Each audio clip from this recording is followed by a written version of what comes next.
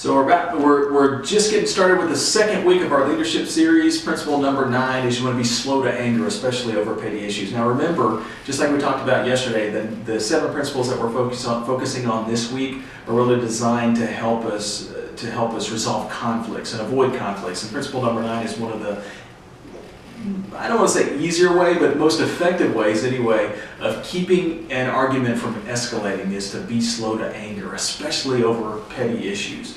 If you think about it, most of the time when we dig our heels in and we get angry about something, it's almost always in reference to something that in the grander scheme of things is not really a huge deal. And sometimes we need to choose our battles more wisely, right? It's better to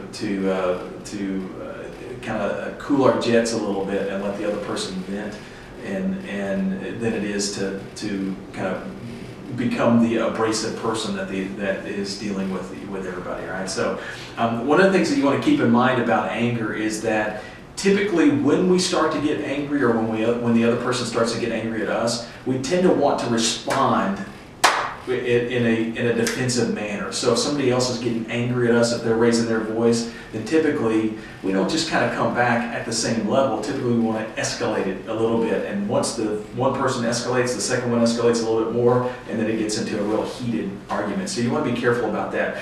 If you've ever done any type of training with really good customer service people, they are excellent at helping diffuse this situation, because most of the time when people are angry, they really just want to vent.